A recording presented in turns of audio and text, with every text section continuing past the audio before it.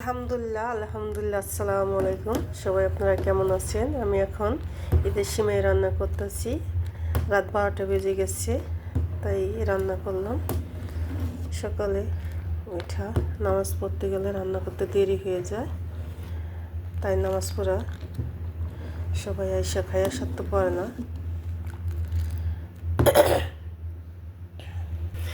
এইখানে লাশি সিমাইগুলো রান্না করব আলহামদুলিল্লাহ। এর সাথে রান্না করব বাংলায় সিমাইগুলো। এগুলো আগে লাশি সিমাইগুলো রান্নার পরে এই বাংলা সিমাইটা রান্না করব।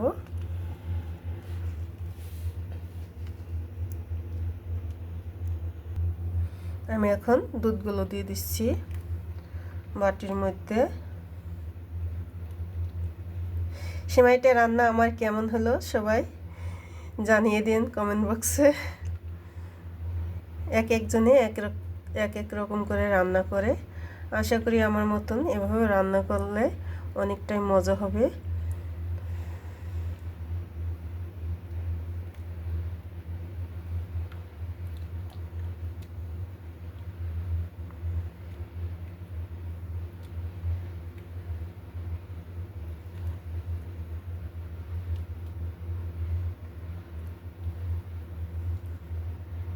এই সিমাইটা আমার হাজবেন্ডের অনেক পছন্দ, সবসময় আমার রান্না থাকে ফ্রিজে।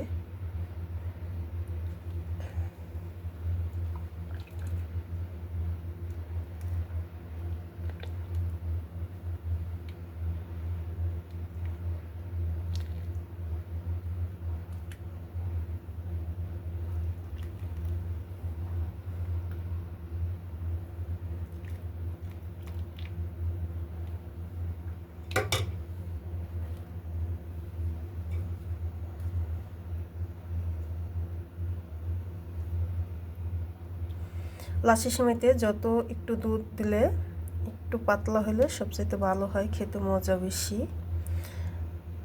আর ঘন হয়ে গেলে ওটার মজা লাগে না। আমি যেভাবে দিচ্ছি এভাবেই পারফেক্ট আছে।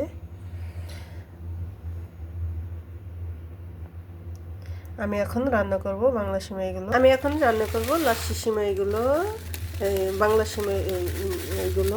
লাচ্ছি সিমাই রান্না শেষ। এই দেখেন